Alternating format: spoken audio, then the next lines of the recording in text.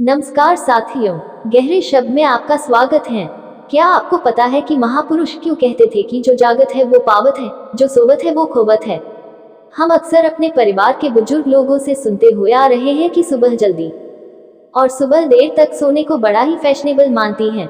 दरअसल हमारे परिवार के लोग सुबह जल्दी उठने को लेकर जो भी बातें बताते हैं, उनके पीछे बहुत बड़ी आध्यात्मिक बातें छिपी हुई हैं।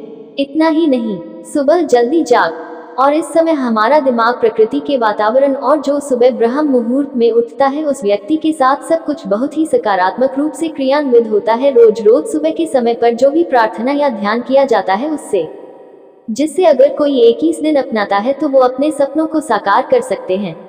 उसे ब्रह्मांड की शक्तियों की विशेष मदद मिलने लगती है। इसके साथ ही वो व्यक्ति स्थिर और बुद्धिमान बन जाता है। तो चलिए मैं आपको वो कथा सुनाता हूँ। मैंने देखा है कि प्रत्येक इंसान जो सुबह के समय ब्रह्म मुहूर्त में उठता है वो बहुत सुखी रहता है। ऐसा क्यों है?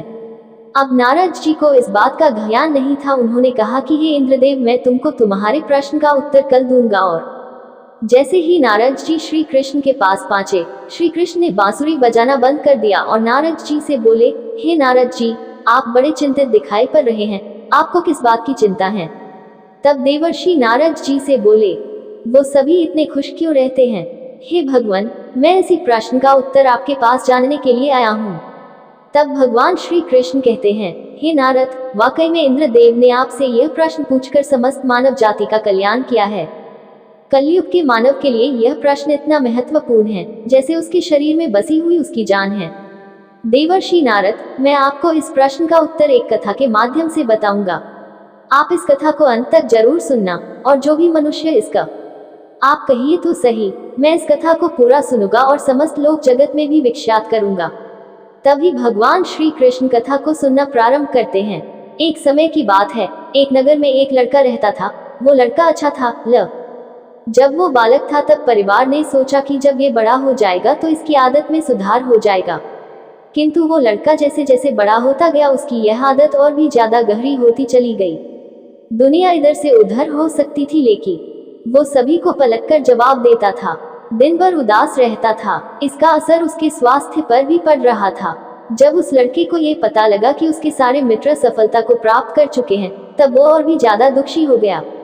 और भगवान श्री कृष्ण कहते हैं, हे नारद, एक दिन की बात है, उसके पिता को किसी सन्यासी के बारे में पता चला तो तुरंत वो अपने बेटे की समस्या को लेकर सन्यासी के पास जा पहुंचे। पिता ने उस सन्यासी को बड़े ही विस्तार से अपने बेटे किया।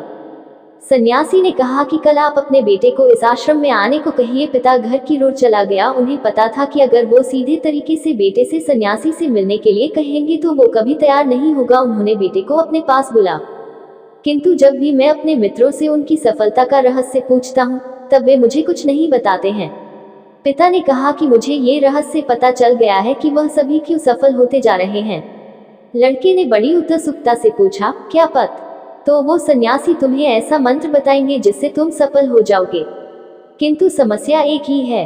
लड़के ने पूछा, क्या समस्या है? पिता ने कहा कि जब तक तुम सोकर उठोगे तब तक सन्यासी से मिलने का समय समाप्त हो जाता है। लड़के ने कहा, कब? पिता की बातें सुनकर वह लड़का बहुत अधिक उत्सुक हुआ। जीवन में पहली बार उसने रात्रि जागरण किया, किंतु थोड़े ही समय में उसे नींद आ गई और वह सो गया। अगली सुबह जब वो उठा तो उस पता लगा कि सन्यासी से मिलने का समय। उसने मन ही मन स्वयं को चुनौती दी कि कल सुबह वह सन्यासी से मिलने अवश्य जाएगा। उसने अपने हाथ में एक छोटा सा एक घाव बना लिया। दर्द के कारण उस लड़के को रात भर नींद नहीं आई। ऐसा पहला अवसर था जब उसने अपने जीव चलते चलते वो लड़का जैसे ही सन्यासी के आश्रम में पहुंचा, वहां पर उसने देखा कि सन्यासी और उनके सभी शिष्य ध्यान लगाकर बैठे हुए हैं। ध्यान का समय समाप्त हुआ तब लड़का उस सन्यासी के पास पहुंचा और उन्हें प्रणाम करते हुए सन्यासी मुस्कुराया और बोले, अच्छा तो तुम वही बालक हो। तुम्हारे पिता मुझसे मिलने आए थे और उन्होंने तुम्हारे विषय में मुझे सब कुछ बताया। मैं तुम्हें वो मंत्र अवश्य बता देता, किंतु। अब लड़के ने जैसे ही किंतु शब्द स, मैं तुम्हें वह मंत्र 21 दिनों के बाद बताऊंगा। तब तक मैं तुम्हें जो भी कार्य कहूंगा तुम्हें वो करना होगा। यदि तुम असफल हुए या कार्य के बीच से तुम्हारा संकल्प टूट गया तब उस मंत्र का असर नहीं होगा।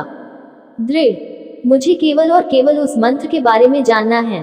सन्यासी ने कहा कि ठीक है, कल से तुम्हारा कार्य शुरू होगा। तुम इसी आश्रम में निवास करोगे। वो लड़का आश्रम में निवास करने के लिए तैयार हो गया। सन्यासी ने कहा कि यहाँ रह। अब लड़का सन्यासी की बातों से सहमत हो गया। अगले दिन से उसके कार्य के दिन की शुरुआत थी।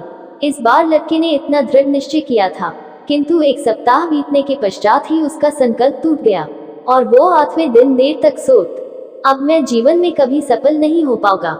सन्यासी ने उसे समझाते हुए कहा कि एक बार फिर से शुरुआत करो, फिर से संकल्प करो।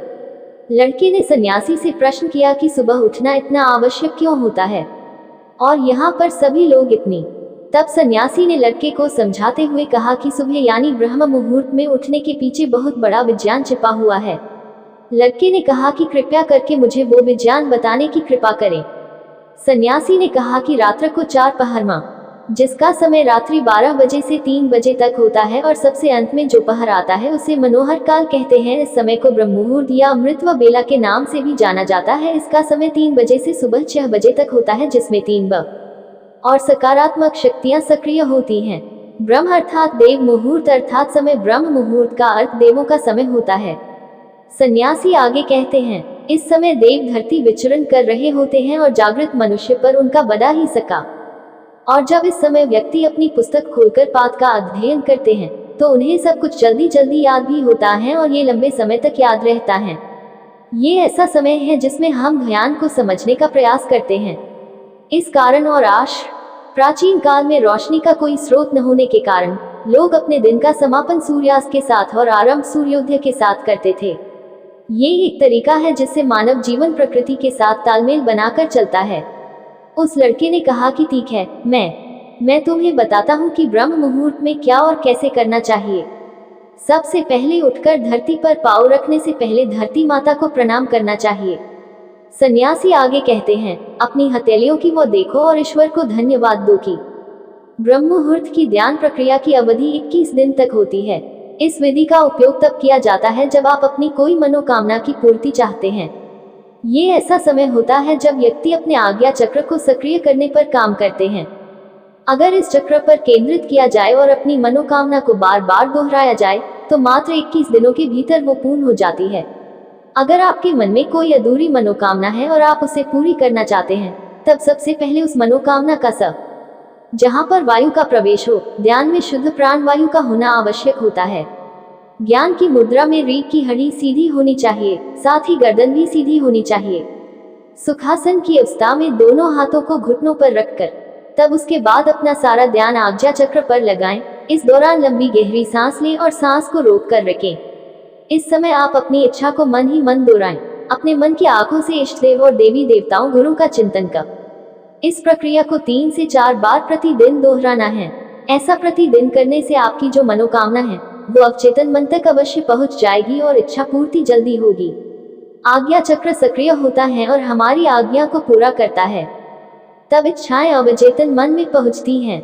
इस प्रकार सन्यासी ने उस लड़के को ब्रह्म मुहूर्त का महत्व बताया।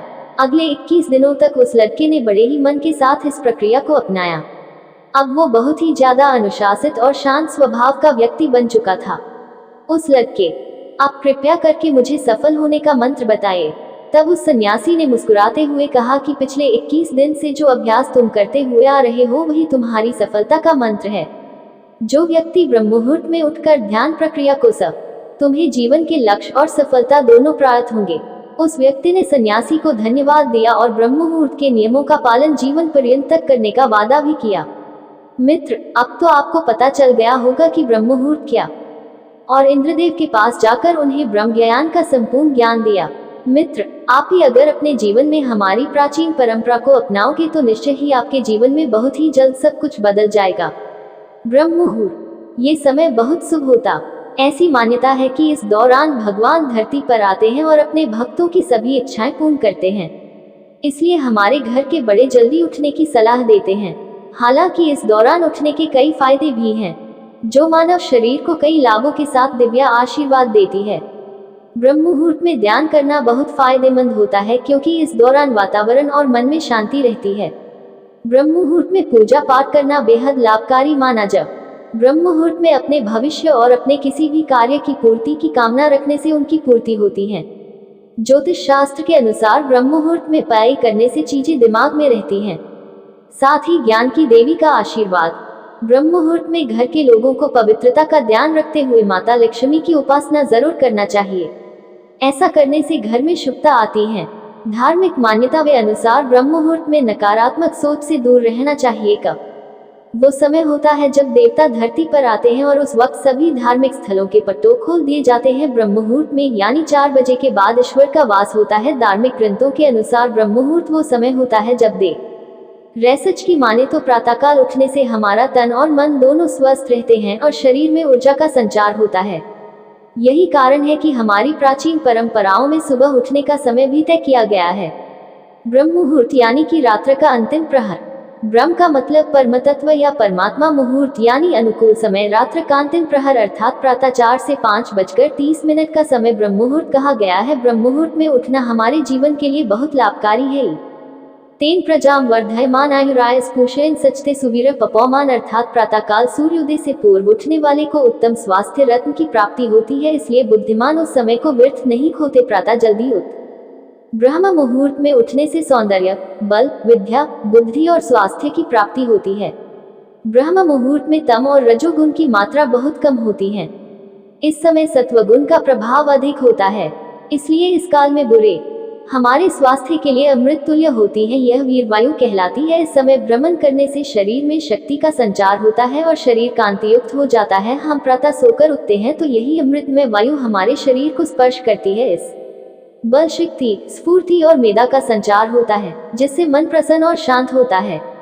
इसके विपरीत देर रात तक जागने से और देर सुबह सोने से हमें ये लाभकारी वायु प्राप्त नहीं हो पाती, जिससे शारीरिक और मानसिक स्वास्थ्य को नुकसान। अपनी राय कमेंट में अवश्य बताएं।